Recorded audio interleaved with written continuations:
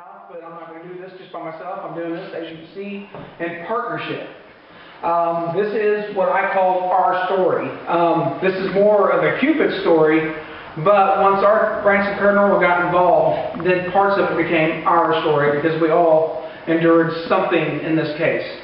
This is the cover of the book. As we can see, Delivers from Evil, the Chris and Roseann Cupit haunting.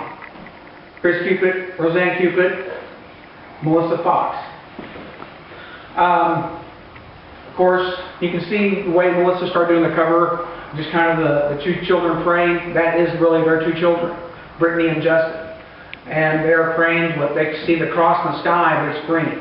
It just so happens we have a green cross for our Branson Paranormal logo. Thought that was just kind of cool. But other than that, when I first got involved in this case, Chris, him and Roseann came down to the Branson Ghosts and Legends tour in Branson, Missouri. So I'm going to let Chris come forward and tell about the things that was happening that got us involved. Hi, my name is Chris. Hi, my name is Chris Cupit. We live in Green Bar, Arkansas. We had several things going on in our house.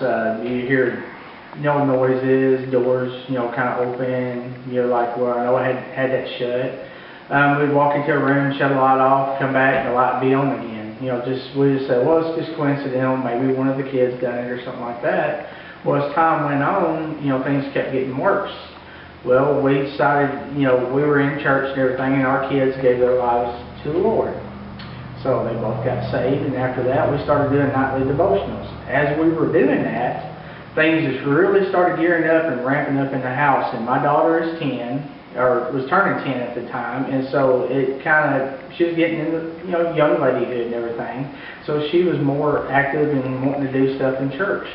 Well, as time went by there, me and my wife was sitting on TV sitting on the couch after we had tucked the kids in bed, and we were watching TV. Well, all of a sudden, me and my wife seen something get thrown from our bathroom, our master bathroom, into our bedroom. And we kind of looked at one another, and it was one of the dog's toys. And I said, that's kind of odd. The dogs don't usually do that. And we looked down, and the dogs were sitting on the couch with us. So immediately, we jumped up and went in there. There was nothing there. Well, it kind of bothered us. Well, as a couple of days later went by, we got up, daily routine, get the kids up, get ready for work, school, and everything. The kids heard this stomp, stomp, stomp, stomp down the hallway, and then the kids just started screaming. We were like, what in the world? Said, well, somebody come up behind us and just went, rawr, and then they just kept hearing these boots clonking and stuff. Well, as time went by, just more and more stuff happened, and it kind of startled us. Well, it was on a Friday afternoon. The same thing happened again. We're like, well, we're just going to get out of here. So we let the kids stay with the grandparents, and we went to Branson. When we went to Branson, we've always been, kind of intrigued with, looking at the ghost stories and, the paranormal and stuff like that. Heaven only knew that we had that going on in our house. So while we were in Branson, the kids didn't want to go to this Ghost and Legend tour that we had seen it there several times. So we decided we were going to go, and when we went there, that's when we met Wesley and Melissa there. And from here, I'll let Wesley go ahead and tell what happened from that. Chris was, we talked a little bit, telling us about some of the things going on, just with some of the events like the stomps and the growl. It was my suspicion that it was going to be another demonic case. This was on a Friday. That very next Saturday, I was coming down to Haunted Springs 2013. So on our way down to Haunted Springs 2013, we run right through Greenbrier. I'm thinking, you know what? We can stop there on our way back. So I'll get a hold of Chris and see if we can stop on Sunday. We don't have a whole lot of equipment, but we have just enough. We got a couple cameras and voice recorder. Good enough. And change the slide, please.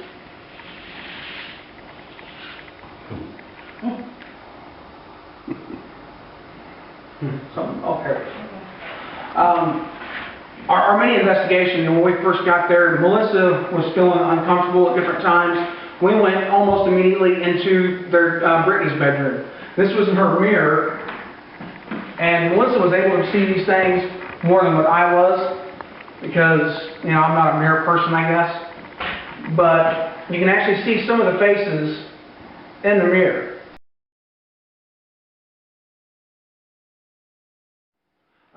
the first picture is the regular picture.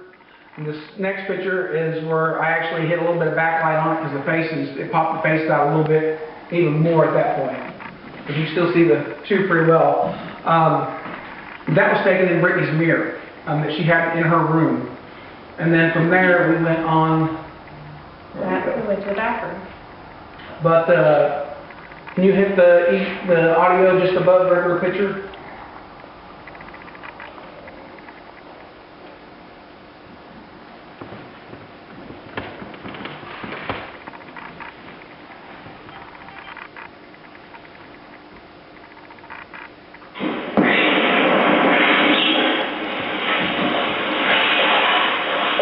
I'm not sure.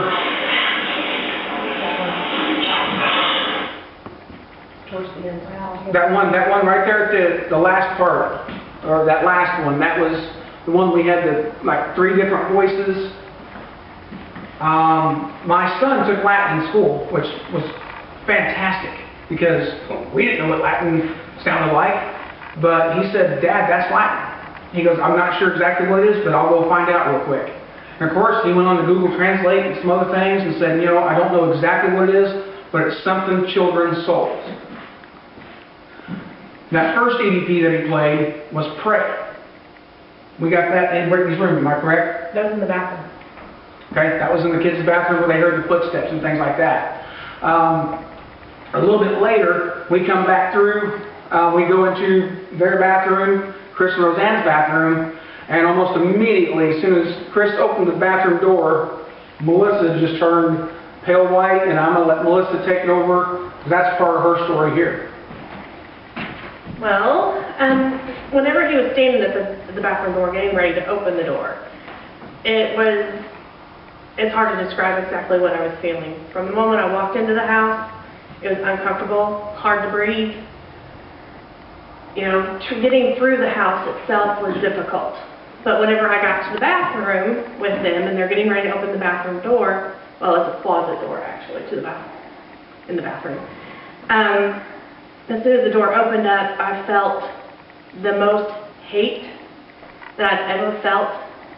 This thing comes out of the closet at me and then goes back into the closet. It's hard to describe what it looked like, in between a gargoyle and a wolf face with red eyes.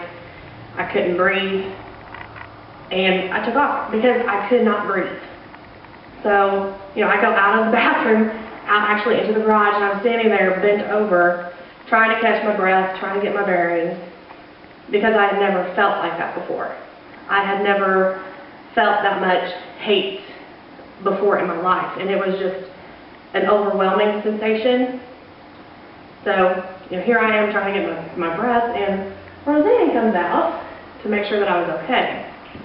And, you know, of course, I gather my senses and go back in.